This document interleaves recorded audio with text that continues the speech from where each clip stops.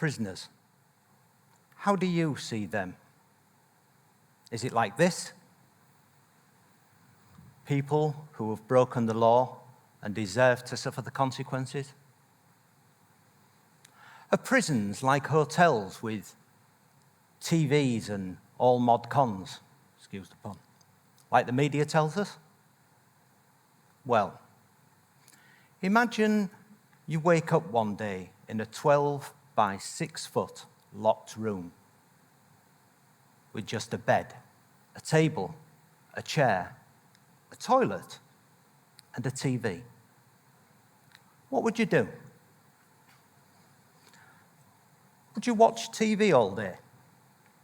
Would you pace up and down or do exercise?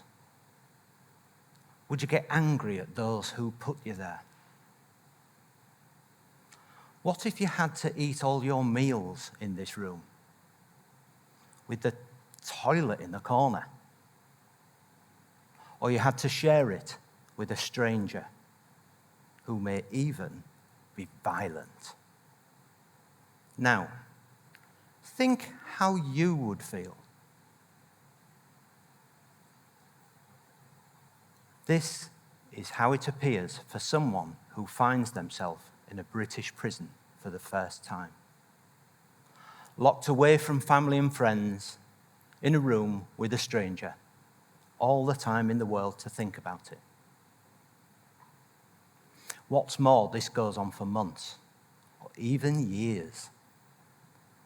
So when these prisoners are finally released, they're just angry ex-offenders with no respect for society and therefore commit more crime.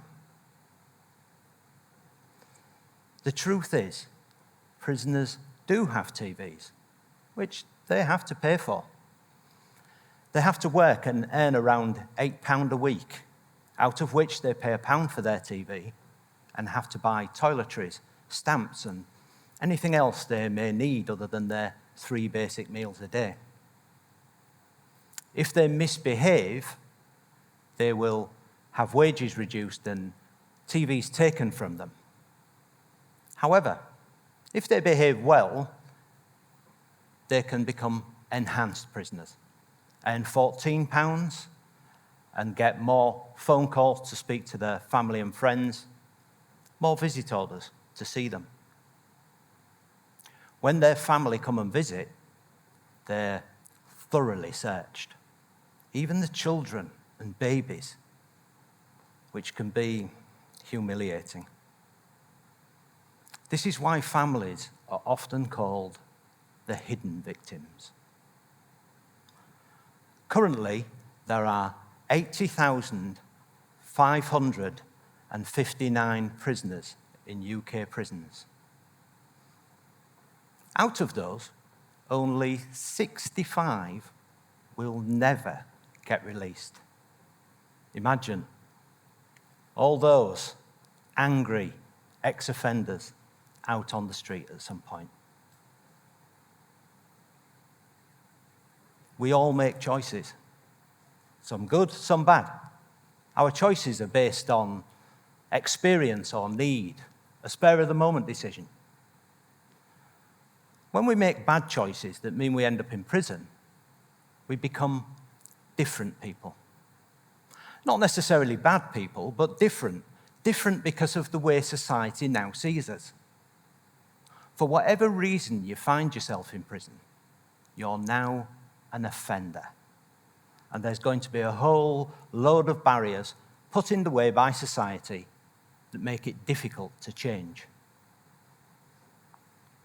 In fact, once you end up in prison, it's very easy to keep going back. Currently, over 60% of those who are released from prison reoffend within the first 2 years. Now, I don't understand why, where we challenge any form of stereotyping, do we still feel it's okay to stereotype prisoners? We believe they're all the same. We're quite happy to treat them all with the same contempt, even before we know anything about them. Because of this, and with little chance of work, prisoners return to what they know: crime, and find themselves stuck in a continuous cycle. However, there is a way to escape from this cycle. 20 years ago, I got a job teaching in a prison. I'd just come out of running a tech business, and I knew that web development was a good business model for prisoners to use because it needed less capital. So it's good for self-employment. It meant that prisoners wouldn't have to deal with those barriers to work. So I thought I'd give it a go and set up a classroom teaching coding. However, prison service wasn't ready for it, and security just would not allow it. They thought I'd be teaching hackers. When I went to work for a private prison, HMP Worlds, I found they were more open to the idea. And in 2009, I set up my first coding workshop with just 6 prisoners. 2011, we moved to a larger premises with 24 prisoners. That same idea has now developed into a workshop of up to 40 prisoners at HMP Humber with sister workshops across the country. This success has meant that we have got a 0% recidivism rate of all of our graduates, compared to that national 60% I mentioned earlier.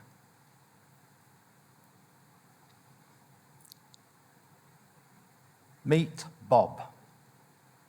Bob was a university student. He was doing well and working hard, and there was nothing in Bob's past that would make you think he'd ever end up in prison. However, one thing about studying at university bothered Bob: the amount of debt he was getting into. So to try and reduce that debt, Bob thought he would just sell a few drugs to some fellow students. It was a temporary fix, and not like he's going to be a professional drug dealer or anything. However, Bob got caught and was sentenced to 6 years, ruining his career prospects. In his last 18 months, Bob came and spent time in the workshop. On his release, we secured him a job with the Ministry of Justice as a software developer. Bob now works on the software that prisons use. So what makes it work? Well, the idea is to create an atmosphere of working in a real digital office. You see, many prisoners have never had a proper job before. So this is to get them into a real work mindset. Not like a classroom. Prisoners hate classrooms. You see, in general, people like to fit in. And so if we can get the main group into a good work mindset, when new ones join the group, they'd just fit in. We've found that this manages to settle some of the more lively prisoners. But also, some of the more isolated ones tend to join in. So the whole workshop is based around this idea: a fun and productive place to work. And then the learning just happens naturally.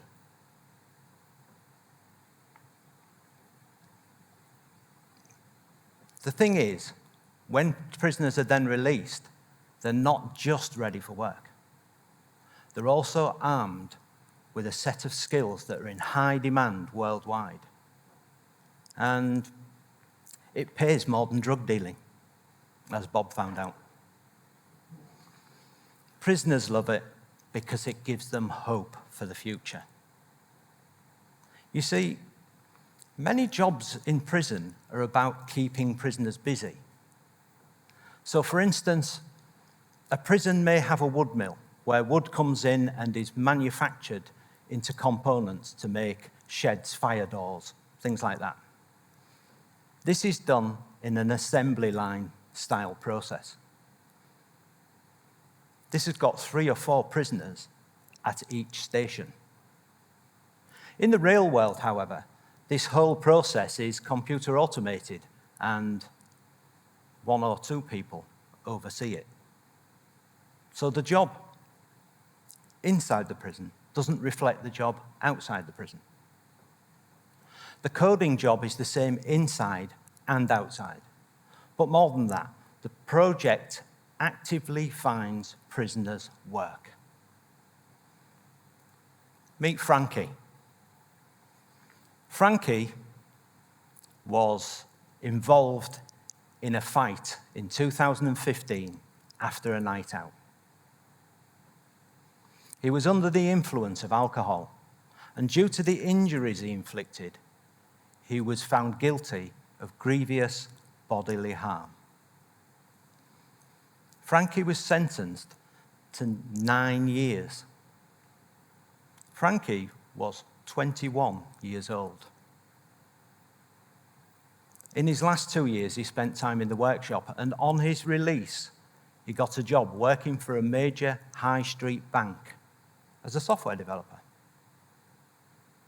There are many more stories like this, such as the drug dealer who was in and out of prison his whole life, and then on his release, he set up his own successful business and settled with his family.